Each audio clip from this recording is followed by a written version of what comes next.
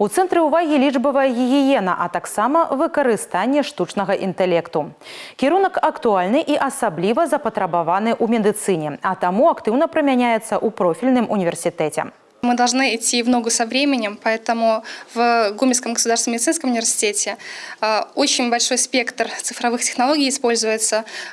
Написаны образовательные программы, а также имеются факультативные дисциплины.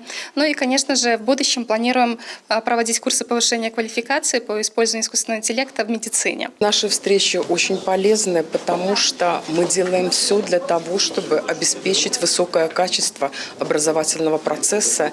И здесь мы будем обмениваться мнениями по поводу использования цифровых технологий. Сустрэча рэктараў упершыню прайшла на базе новага корпуса медуніверсітэта. У будынку па вуліцы Федзюнінскага размясціліся 4 кафедры і факультэт.